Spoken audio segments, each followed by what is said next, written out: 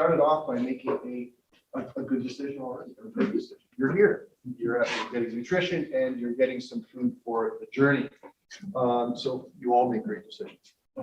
In the last few sessions, we've talked about starting off with sharing work, delegating. We talked about motivating environments, things that you can do for yourself and for your colleagues, for your leaders to ensure that the environment is working well. Today, we're going to get into decision making. And it's a really interesting topic, something we do all the time, perhaps more than we even think we do. And I'm going to see my remote is not working. So see what I can do. There we are. Okay. In decision making, we do it all the time. Every second we're speaking, we're making decisions every minute, every hour, every day.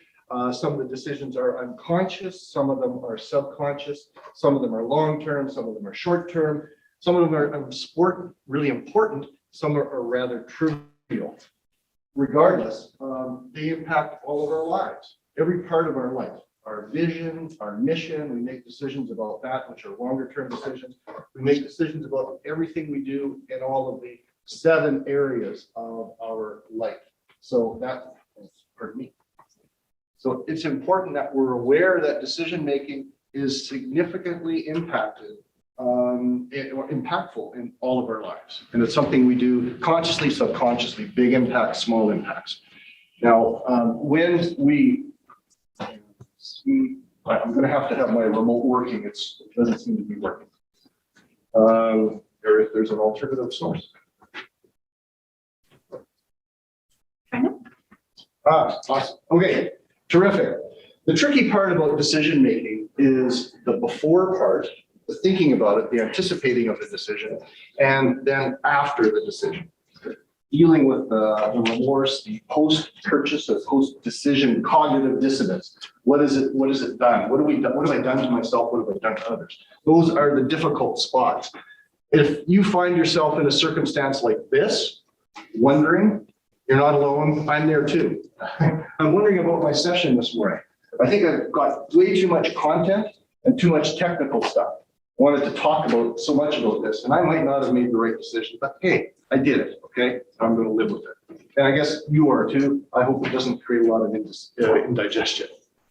Now, we don't want to end up doing this with decision making. We want to get to a point where it's not just a cast of the die, or although rock, paper, scissors is very effective, people's lives have been changed over that. I don't think we want to be doing that with every one of our decisions.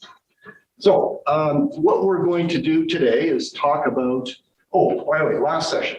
There are a number of people here that have been to all 3 sessions, and you'll know I've asked about the previous session and the homework you did. I'm going to ask again. Last time we were talking about motivating environments and providing feedback, positive and negative feedback to individuals, to somebody in your organization, or perhaps even another part of your life. Has anybody done that? Has anybody had the opportunity to try it out? Nods? Yeah. Yeah. 2 people? Good. Regina, I hope there's some nodding there as well. Maybe some thumbs up if it's happening down there. Please do those exercises. I'm a coach. I spend so much time coaching leaders that accountability is part of what I do, and so I ask about stuff. Hold people accountable. Now, what we're going to get to today is we're going to talk about decision making, the challenges in it, and some of the saboteurs that we all carry with us, the things that make decision making difficult. We're going to talk about a technique for decision making, call it the 3 F's of decision making: framing, focusing, and flexing. We're going to spend some time dealing with focus. When we deal with personal productivity and decision making, because we're deciding all of the time, we need to be aware that there are things that are going to distract us from what we're doing. And we take decisions that need to be conscious and move them subconscious. We need to be very much aware of that. So we'll talk about a way to do that. We're also going to talk about some checklists. So you have some very technical things to do, or templates that you can use after for decision making. And all time, if things go well, we'll talk a little bit about working with team and team decision making. Because ultimately, you need to bring this back to the workplace and, well, perhaps even your families, and involve others in the decision-making process. So we'll talk about that. And ultimately, we want to make sure we get to a position where decision-making becomes more than mere superstition or total chance, like a rolling of the dice. Okay, so that's kind of my goal today.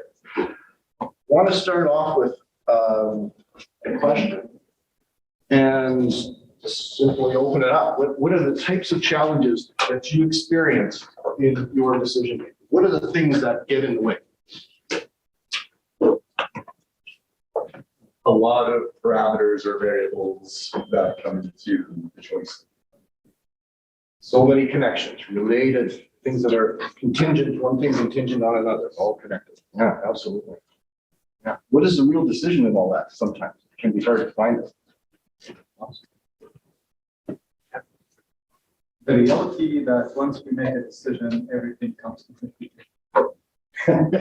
Once a decision is done, the outcome isn't guaranteed. Yeah, like, like you have two options, either will happen or won't happen after making the decision. So no matter how much you put, how much effort you put into the decision making, once you make the decision, And how do we deal with when it doesn't go the way we want it to? Right? How do we deal with that? Great. Other things that get in the way. In the supply chain industry, it's a very challenging time in this day due to COVID and all. Other circumstances, your industry, there's a connectedness that is global in nature. So many factors. Actually, so many factors. Yeah, very much a big team. Another one. Thank you. Just incomplete information and the pressure of time make it difficult. Yeah, and then there's priority and pace. Sometimes we need to make decisions on imperfect information. Others. I'd say a combination of that. It's what are the outcomes going to be? Who is it? The unknown unknowns. And with decisions that are clearer, I love making spreadsheets and going, all right, well, then if you calculate out this is what you do, including putting probabilities on things sometimes. And then I'm thinking right now, there are some decisions about product where I'm not sure what variables to put in there. That's not to say it can't be done. I think there's a point where I'm scared and haven't tried, So I hope it's the latter. That would be great. We may reason ourselves out of this and try to think our ways through it too much to minimize the risk. Ariel. Resistance to change. This latency or this inertia that we have that's hard to change. Like the current state, we don't know what the future state is going to look like. It's hard to fall in love with the future state when you know everything about the current state, and it might be scary to leave. Okay. One thing you need to make decisions. Somebody from online replied the outcomes, how the decision will or won't be set. Oh yes, the outcomes. Are they going to be right for other people? That we'll talk a little bit more about in team decision making too. But definitely when you're making individual decisions, particularly around your life or your career, there are impacts to other people. We saw the balance wheel a few minutes ago. You make choices in a certain area, it's going to have reciprocal impact on others.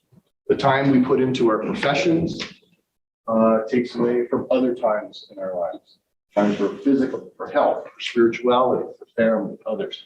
There's a lot of impacts. Yes. Another one, lack of complete information. Lack of complete information. Yeah, that's important. Sometimes there's more risk in the decision than we'd expected when we start out. Ultimately, though, we get to a point where we have to make a decision. Either it's the right one or the wrong one. And we need to make sure we don't end up as one of those flat squirrels on the road that can't decide whether to go this way or that way. We want to be a healthy squirrel, not a flat squirrel. Okay? All right.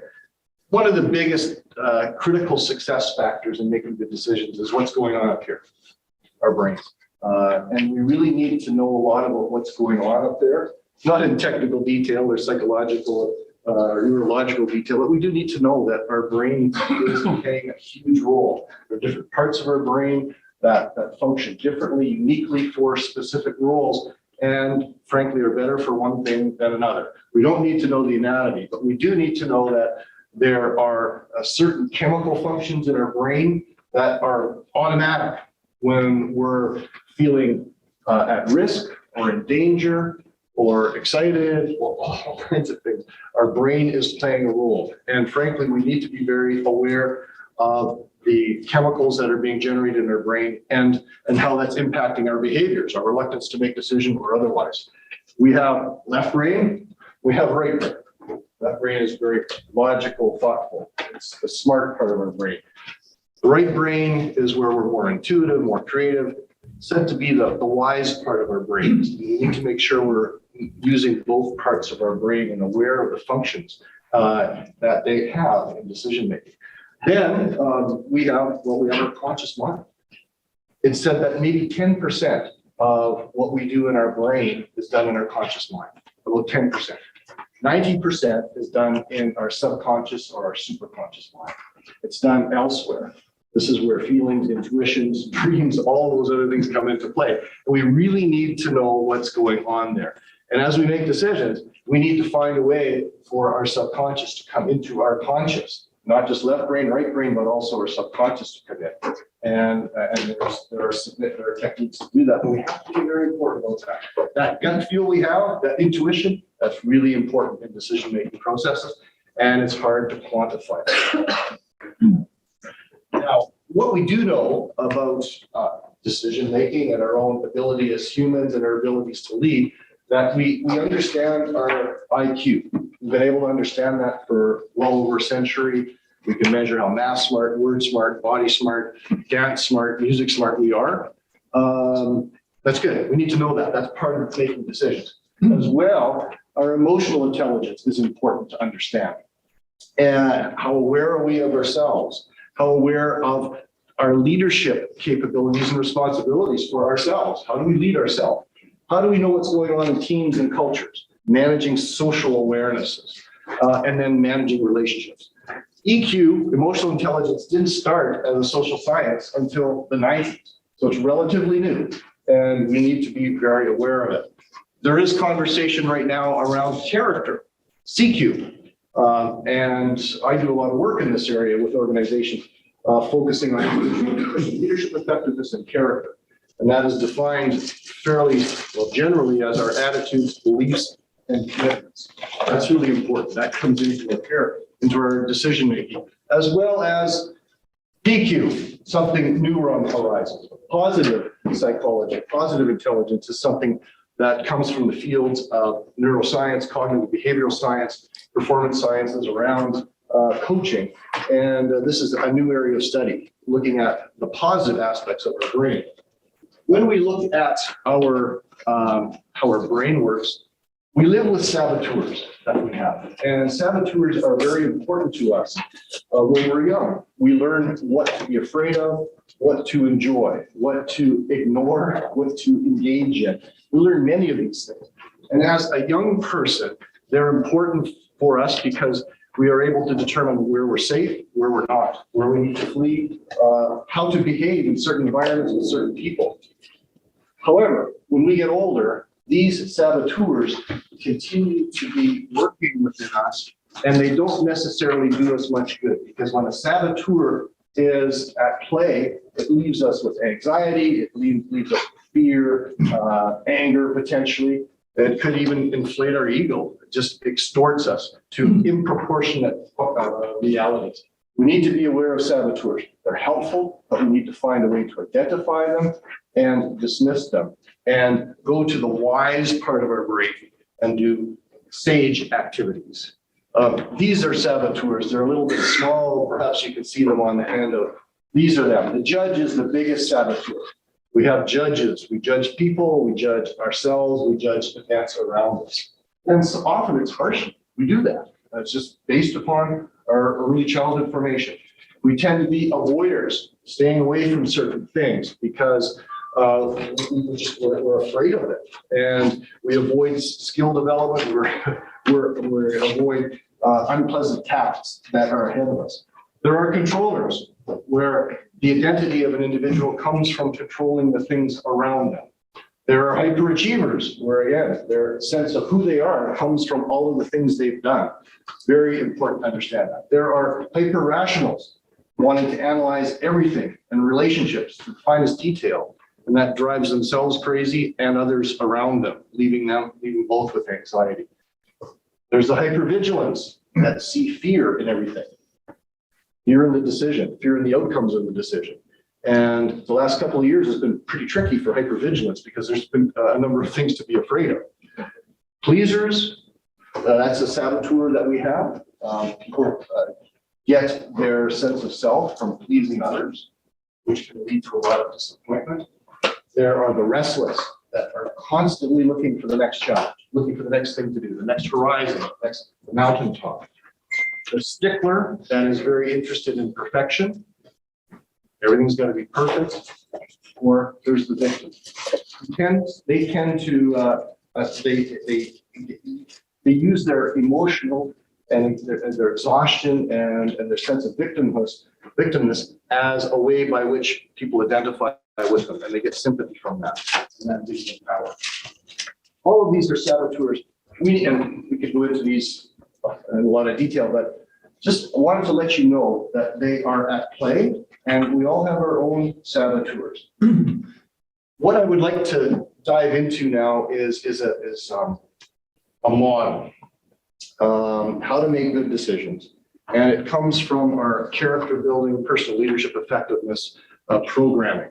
And we really want to ensure that people identify that life is all about mid-course corrections. It's constant change, and we have to be able to deal with it.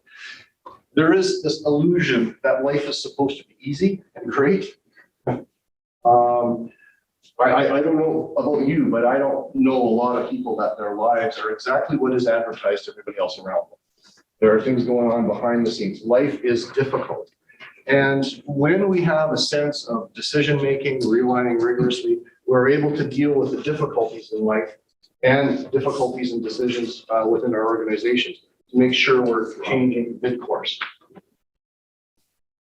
This is intended to minimize the distress and the emotional turmoil that goes along with worry. I may have shared last time, but if not, I'll share it again. Every day, there's 60 to 80,000 thoughts in our brain. 90% of those thoughts will be recurring the next day. 80% of those 90,000 thoughts are negative. It takes about 3 positives to try to mitigate the impact of a negative thought. We really need to be more positive ourselves, quiet our saboteurs, and help other people with that as well, and take this into the decision-making process. So what we're going to do is talk about 3 aspects of this: framing, focusing, and flexing. First of all is framing. And when we have a decision to make, what's important to do is really try to get to the purpose. There may be all kinds of ancillary, tertiary things connected to it. Find out really what is the purpose that you're trying to accomplish. And it may seem clear, but it may not be as well. Really understand what the purpose is behind this. Understand then as well, ask if it fits with your purpose in your job, something you need to be doing. And if you're taking a more of a retrospective look, you might want to say, is it part of the purpose in my life or my career? Is this consistent with all of that? Make sure you understand what the purpose is, specifically for the task or the opportunity or the decision, but perhaps even wider than that. Then think about priorities. What's important now? How does this fit into the priorities? We're going to talk about a model in a few minutes that talks about the difference between urgency and importance. Really need to know, is this the important thing to do? Is this where the time needs to be spent right now? Is this the decision? Does the decision need to be made right now? Then we have to remember our principles and values. Those are really, really important in our decision making. We tend to do things that we value, perhaps even more than the things we're told to do or encouraged to do. If we value them, that's where we spend our money and where we spend our time. And it's always important to make sure that we are making decisions based upon the values we have in the individual, our team values, our organizational values. Peculiarities is a different one, and you'll see we're using lots of letters, P's. The fourth P is peculiarities. It is an encouragement to reflect on what we are good at, what our strengths are, and what we're not. And where we are not good at something, rather ask somebody for help. Have the humility, the foresight to say, come help me with my decision, and know what that is. So that's all helpful in framing the decision that needs to be made. The next part is focusing. You'll probably have noticed people, good decision makers, they have this intense focus that just shows up when you ask for a decision from them. They just really, really get focused, like laser focus on what the problem is or the issues. Does anybody else see that? Yeah? See that? Little- Yeah. Perhaps it's harder when you're not doing everything face to face, but yeah, focus is really, really important. To do that, concentration is critical. And to know that, understanding what our distractions may be, and we're going to talk about potential distractions in a couple of minutes as well. And then perhaps a way how to mitigate the distractions. And then also thinking about the opportunities and the threats, because along with the opportunities adds momentum. The threats can identify saboteurs that are going to get in the way when you're trying to make the decision.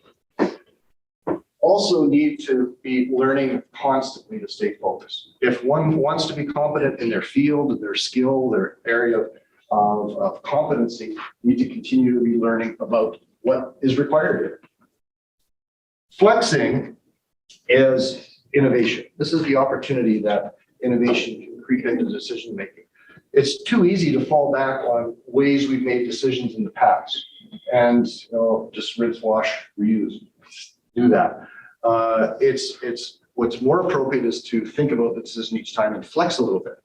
There are new circumstances that are there. So this is an encouragement to look at this, to try to inject some creativity, not just do what was done in the past, not just do what was done in the past. When I think of that, I think of the work of Ed Catmull did at Pixar, and he created the Pixar movies years ago and was so successful in that. They have a book called Creativity Inc., or he has a book he's written. That's amazing. It talks about how he created that environment at Pixar, which was very attractive to Disney and was purchased by Disney to step into their animated film world to try to spruce it up. Really, if you're looking for great text on that, Creativity Inc. By Ed Catmull is an excellent one on that. Adaptability. Being able to adjust to what's going on and learning how to deal with ambiguity. 50-50, results 50-50, could be less. Result probably might not be very good at all. And when I think of that, I go back to Jim Collins' book on Good to Great. It talks about this desire to confront brutal facts, even if you know something's not going to work well, and there's a reality around that, address it. And use that in your decision making. Understand what that is. That was called, I think, the Stockdale paradox, which was about a senior ranking official, American official that spent a lot of time in a concentration camp overseas, and having to deal with how to survive, and knowing that the reality was going to be very, very difficult every day. And called it the paradox, the Stockdale paradox. Really confronting the brutal issues regardless of what they are. That's flexing. The last one is learning from our mistakes. And I guess maybe at best we have a 50% chance of being right. We need to know that we are going to fail sometimes. And what's important is that we fail forward. We fail fast. And in some cases we fail frequently, so that we know if we're making progress or not. So it's discernible. Are we not doing it right? I saw an acrostic a while ago, and perhaps you've seen it as well, but FAIL stands for first attempt in learning. First attempt in learning. And I really like that one because it sets the tone for allowing mistakes to happen and know that is part of the process. Okay. I've got a checklist for you for decision making. It's in the handout. You can have a look at it. These are things to consider. And I'm just going to walk through this right now. Okay, so first thing, what is a real decision? What are you deciding on? make sure that is abundantly clear to you and everyone around. If there are secondary goals associated with it, what are they? There's collateral impacts of making this decision. Be clear in what they are. Think about what experiences you have or your team have to assist in making the decision. Who has the expertise? Who has the experience? Who has the creativity? Who has the character or endurance or the grit to get through it? You need to hear from all of those individuals to make sure that you make a good decision. And who can help you? Who else do you need in your group to make the decision? Options. What options do you have? Often the most apparent choice is maybe not the best one. What options do you have? That's where creativity is required. Then you think about the outcomes. So you have the ability to know what they're likely to be. It's important.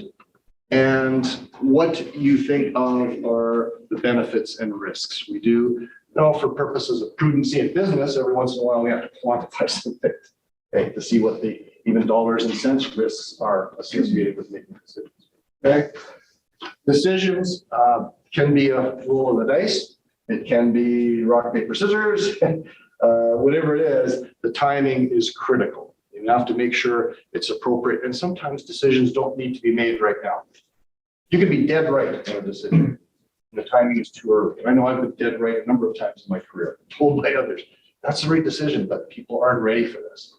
So think about it. Okay. This is a template and it's in the handout. We have to blow it up a little bit or reach out to me. I can get it to you, but it's an example of working through a decision using the framing, focusing, and flexing template. And I'd encourage you to pick a decision you got to make, personally or professionally, and walk through this. Write it out. Take it out of your brain. When it's written, it becomes real, and you can share it and learn from it. So I'd encourage you to use this template. Now, we have 24 hours in a day, and we can't change that. And we need to understand what we're going to do with that time. We've got 24 hours, no more, no less. We can't negotiate with anyone to get more. We have to sleep 8 hours. We need to make time for nutrition, health. We need to make time for relationships, and we need to make time for our careers. And have to make choices around all of that. Time is fixed. So we need to understand our choices in order to make good decisions and in relation to the events that happen to us. And there are some things that are unmovable. You got to sleep. Okay. Got to eat. Want to make good choices so we are the healthy squirrel, not the flat squirrel in the middle. Want to make good choices. To do that, I'm going to introduce a bit of a systems approach, and we call it the AIMS approach to looking at productivity and making decisions. First of all, be aware of what's going on around you, get organized, take the time to know what all the choices you have, the to-do list needs to be in place. Understand the impact of your choices by assessing the values and the potential impacts and getting to the best choices. And ultimately maintaining focus to maximize productivity, not get distracted as you're starting to work through the implementation of the decision. This is the framework. We'll talk about it in a little bit detail. So from an awareness perspective, you need to know what you promised to do. What commitments have you made? What initiatives do you want to take? What new things are you being asked to do from somebody? Your current practices, what needs to be done? What are recurring events? You need to organize all of these things, all the decisions, all the activities you need to undertake in some way that you can see them. You got to get them somewhere. And this is where to-do lists of various ranges and types of technology come into place. The proverbial to-do list is important here. Next, determine what really adds value. What really adds value? And to do that, it's important that we know what our targeted objectives are, know what we are supposed to be doing. What is our job? What is our activities for the day? What are our activities the next hour? What's really important? Where do we put our effort? We have to have a way to look at our to-do list and prioritize to see what's important.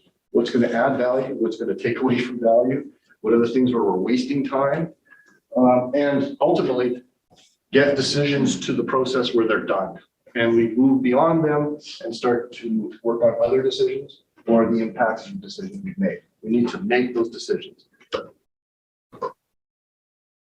For that to happen, it's important that we are maintaining focus by planning, have a sense of what we're going to do today, what we're going to do this week, what we're going to do this month, this quarter, this year. All of those things are important. There has to be intention around this. When you have a system for gathering your to-dos, your ideas, your next steps, whatever it is, your decisions that need to be made, build a system you trust. Don't have 8 of them. Build one and trust it. Follow the system that has worked for you so that you aren't recreating routinely. Do whatever you can to minimize the distractions and the saboteurs, the interruptions that may enter into your day, your time. And monitor your progress so that you know where you're going. And if you have to course correct or realign rigorously, as we mentioned, you will know you're in that environment. That is realigning rigorously. The last thing to do, I guess, is look after yourself. And maybe the most important, self-care is absolutely critical in the world that we live within. Really, really important. Okay? Now, there are always roadblocks. And this is a text by a lady by the name of Sally McGee. She wrote a book called Take Back Your Life. It's a fantastic book. Talks about work-life balance, productivity, and decision-making, and it puts it into the context of work-life balance, but it also applies it to different technology bases. She works with Microsoft, and she goes in and helps people understand the different versions of Microsoft and how to really, really take advantage of 365 or whatever version someone's working on. I don't know if she does other software products as well, but that's her thing. She said these are the typical things that she in her consulting practice hear from Fortune 500 companies. These are the tops, the things that impact productivity. I think you can see them. Is there anything missing? Do you identify with any of these? No, actually, I have a more question. We reflecting on some of the challenges in making decisions. Lack of information was almost like the most frequent one. Yet the first one is there is too much information coming. Like the first one, there is too much information coming. I cannot keep up. So how we can explain that in the light of many people mentioning that the main challenge for their decision making is lack of information. The distinction between data and information, what's data, what's useful, information implies some use or application of it, and then the abundance of it. But they both mentioned information, they did not talk about data. Correct, yeah. Too much coming at you. The average person has somewhere between 20 to 25 sources of information that come at them every day. 20 to 25. And ranging from email to text to notes, to conversations, to internal brain conversations, and on and on and on. All of them are informative, but there's just too much. And there's the need to be controlled, manage ourselves so that we are limiting our source of information, identifying what's priority, and then using that. Information is, we have to find out what's relevant for the decision. I'm gonna say number 6 is there's not enough information. I can't find what I need when I need it. Like the info I think these don't overlap necessarily. These are just problems that different people have. So I think number 6 covers that. If anything, I think it's redundant because I think number 10 and number 3 are the same, but I don't know what's in the chapters. I believe it's Microsoft studied their staff and found they spend about a week and a half every year looking for things. Trying to find stuff. Where is it filed? What database is it in? Where did I put it on my desk? Think of the productivity around that. There's so much stuff. Can't find what we need when we need it. Yeah, timing is important. There may be a whole bunch of others you can add to this list, and I encourage you to do that. These are saboteurs, the things that are getting in the way, and there needs to be, for yourself, to be successful in your venture and decision-making, find ways to mitigate these, find ways to deal with them. If you buy her book, by the way, which I've read, she has antidotes to all of these, anecdotal conversations and arguments. So it's an interesting read. Now, this is where I regretted my decision about, or thinking about my decision. Very technical, very detailed. You can't see this. This is a presenter's nightmare to show this kind of slide. But for me, it was so attractive because I'm a visual person. It is a whole book in one chart. It's a 6-hour workshop we deliver in one chart. It talks about all the decisions that need to be made. Mentioned collecting points earlier. Yeah, 25 collecting points. We got to figure out what it is. Does it relate to something that's important for us? And then what do we do? Do we do it? Do we delegate it? Do we defer it? We've talked about that in some of our last sessions.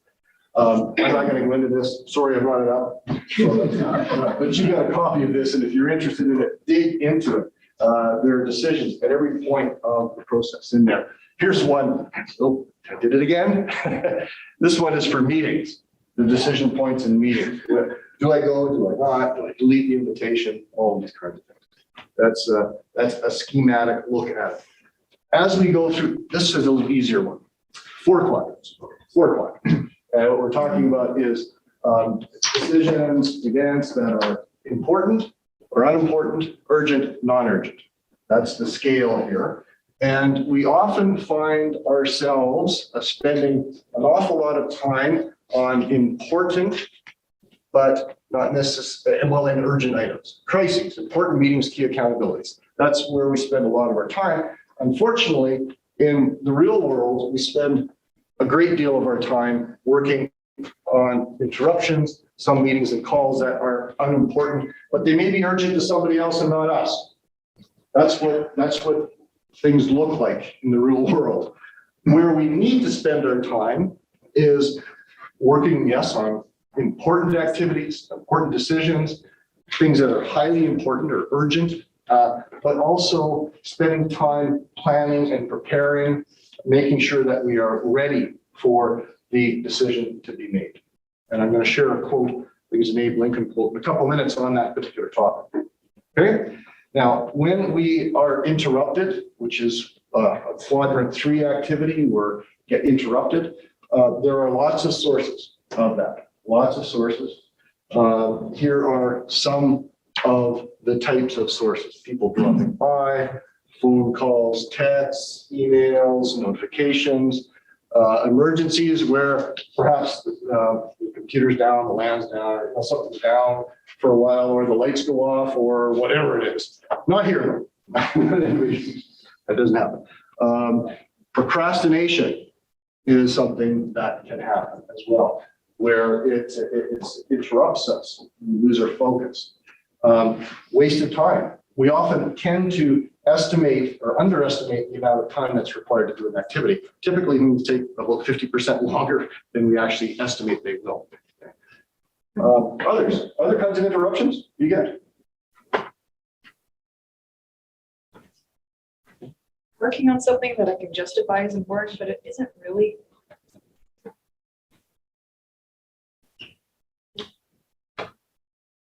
So like a low priority really thing that I decided, oh, well, I'll do this properly and then I'll get to the other thing. Okay.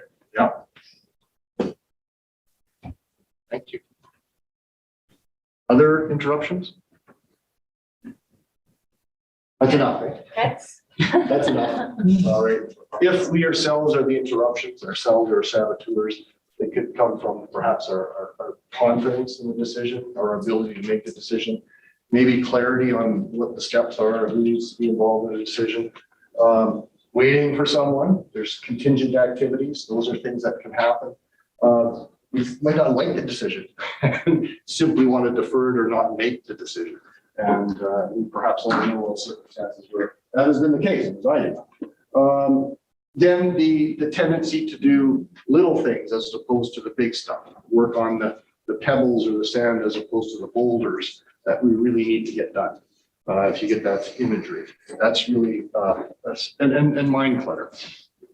We talked about the number of thoughts that go through our brain every day, up to 80,000 thoughts. Most of them are negative. Many of them are subconscious thoughts about things we should be doing.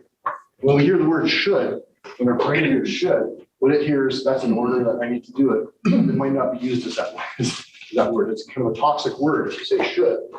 Your brain hears, I got to do this, I got to make a to-do for it. But if you didn't mean it, or the person who told you should doesn't mean it, you've set an accountability in your brain. And it's not a great thing to do. But if you have things that need to be done at some point, it's great to do to deal with mind clutter. And this is something that is used. It's a filter or a trigger list.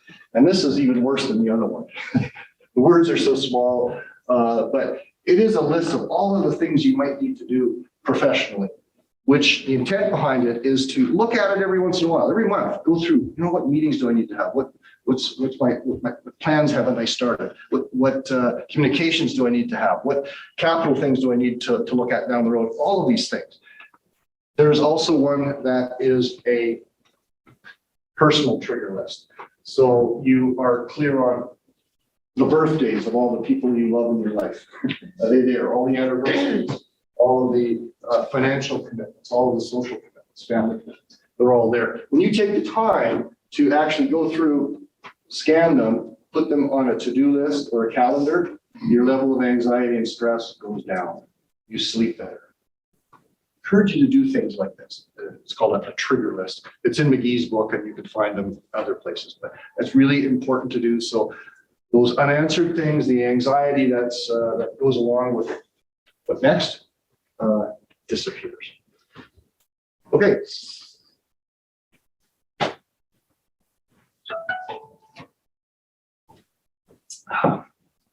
Team decision making. This is where it gets a little bit more complicated because there are more people involved and more expectations, more or different types of information that all need to be brought into the decision-making process.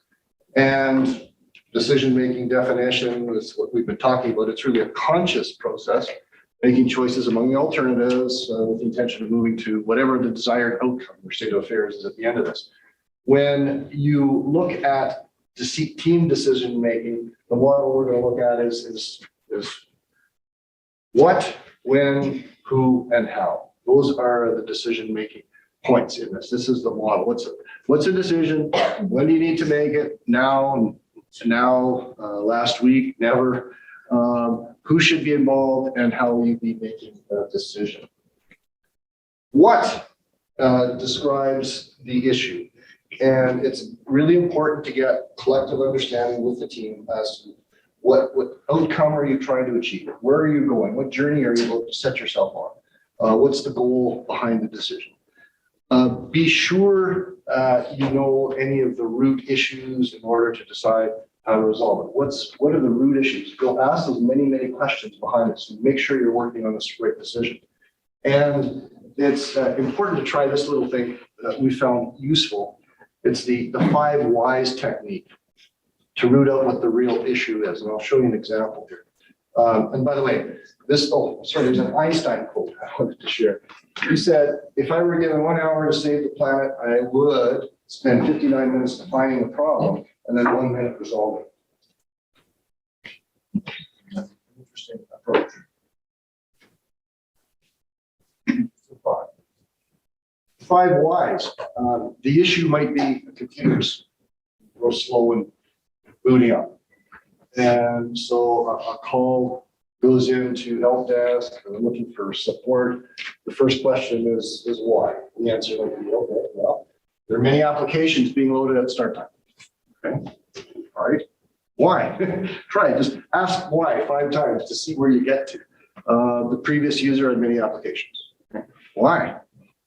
Well, the computer did not have unnecessary applications removed. Okay, that's a statement. Okay, why? The existing IT processes were designed so they don't include a cleanup on desktops or laptops. That's considered optional, and it's really only when IT's not busy. The last one, I guess the why is it just cleanup process wasn't deemed as a necessity. Asking 5 layers of questions. Why? Sound like a young child. That's the intent behind it. Why? Get to it. When? It's around when is the outcome to be achieved? What's the timeline around making the decision? Is it now? Never? Is it future? Is it yesterday? Then look at any of the prerequisites in the decision, the key participants that are needed to be in the decision making, and think about the flexibility. Is it might it be in terms of scope creep, it might be in timelines, it might be in resources. What is the flexibility? Then thinking about the possibility of avoiding or sandbagging the decision deadline. If that gets to be a usual practice, then that will become commonplace. And it's important to maintain the credibility of timelines in processes. If a decision needs to be made, then you make the decision. Okay. There's a regular pattern of decision making and it works, then it's an okay idea to consider creating the calendar around the pattern for decision making. If a team meets regularly, weekly or bi-weekly and has really good decisions, well, carry on with that. If that works, that's the natural flow for the organization. Or yourself, it might be time of day. If making great decisions happens better in the morning, make a lot of decisions and make your key decisions in the morning. The RACI model is probably the best example of this, and you've probably seen this from your project management methodologies, thinking about who's the decision makers, identifying them, and then other key roles, the implementers, the subject matter experts, the others that are impacted by the decision. So everybody's identified and the roles clarified at the outset of as a decision is emerging and who needs to be involved, so that you can follow up and hold people, hold yourself accountable on that to make sure everybody is informed. Just follow this RACI model. How the structure with which you make decisions in teams is important as well. And what's particularly important is the criteria and the process. When I work with teams, got to get consensus on what's really important, what are the criteria, who's going to be involved, and how long is it going to take? Is it consensus? Is it just is it going to be only the leader if there isn't consensus? How does it all work? And make sure that that is known in advance. Here's a couple of options. They're templates that I'll share with you. Have a look at them. Here's a typical pros and cons, decision options, what they are, pros and cons, to help go through it. When things get a little more complicated and their criteria, you might want to look at level of impact on the organization, high or low, or the ability to implement high or low, and weight then different types of options into these categories. If there are many criteria, it will be important to think about what they are, agree to the criteria, and ensure that they are noted. All the options are there, the criteria are built in, and there is some type of weighting scheme that is agreeable to the team that you can use to end up to scoring a specific decision-making option.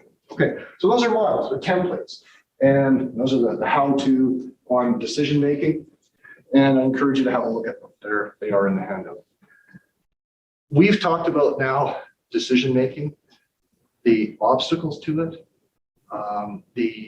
some methodologies, some systems, and the challenges that are involved in it. And I'm hoping that you've been given an opportunity to understand the decisions that are in front of you and continue to make good decisions. And I'm going to stop for a minute to see if there's any questions. We've got a few minutes for questions.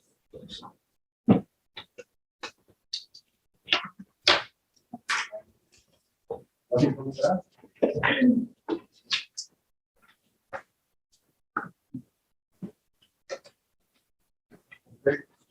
No questions here? Hang on. So just going back to when you were talking about timing on making decisions and whether people are ready or not, like that seems like obviously something that comes up in time where someone kind of sees maybe a little further ahead or they kind of get it a little bit more. And maybe that's a whole, like, maybe do a whole crap, like a lunch and learn just about that. But if you were kind of able to see things a little bit further out, what ideas, strategies, tips do you have on how to get everyone together so that they can see what you see in the outcome of the decision that needs to be made? In a way, it gets to the motivation conversation we had last time, talking about the future state, being really clear about what that is. Share your vision, share your picture of it, in the right level of granularity so it's understandable for people, but be open for their input. Be prepared to be very articulate and clear about what that's going to be. Talk about it. Things aren't real to other people unless they've had a conversation about it or can read it. So you gotta talk about it and share it. And that will help. That will help gain support. Thanks. Is there any presentation left? We are wrapping up now. Okay. I didn't realize it was one, so. Yeah. Which one has to speak out? We are wrapped up.